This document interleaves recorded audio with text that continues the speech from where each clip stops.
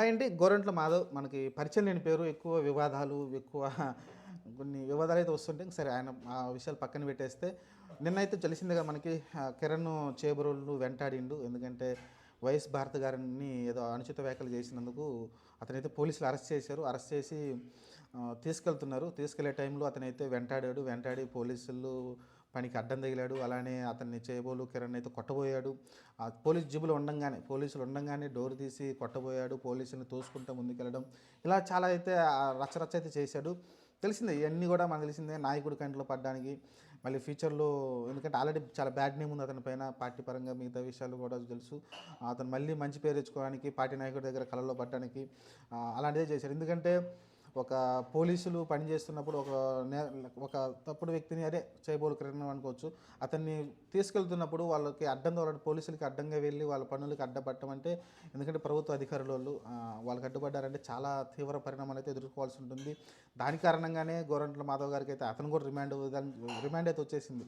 Almost వాళ్ళు అయితే ఎంతో ట్రై చేశారు, లాయర్లు కూడా చాలా మాట్లాడి ట్రై చేశారు. కానీ అతను చేసింది తప్పేనని, ఎందుకంటే వీడియోలు కూడా సాక్ష్యాలు ఉన్నాయి కాబట్టి.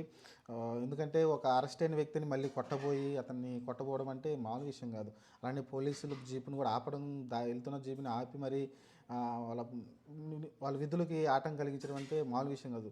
కాబట్టి ఇదంతా చాలా తప్పులైతే జరిగిపోయింది వెంటనే.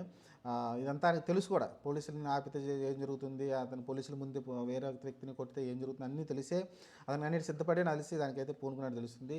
వాళ్ళ నాయకుడు వైఎస్ జగన్కి అయితే ఇంప్రెస్ చేయడానికి అనిపించింది నాకైతే. ఒక రకంగా తెలిసింది, అది నాకు తెలిసింది. అంతకుమించి అతను ఏదో ప్రేమ వలకబోద్దామని కాదు. ఎందుకంటే చాలామంది ప్రెస్ మీట్లు పెట్టే మాట్లాడుతున్నారు ఆల్రెడీ. అంబటి రాంబాబు కావచ్చు, పేర్నాని, ఇలాంటి వాళ్ళందరూ కూడా. కానీ కొంచెం ఇంకా ముందుకేసి ఇతనైతే డైరెక్ట్గా పోలీసుల ముందు అతను కొట్టడానికి వెళ్ళాడు కాబట్టి కోర్టులో అయితే అతనికైతే రిమాండ్ విధించారు మళ్ళీ 14 రోజుల పాటు.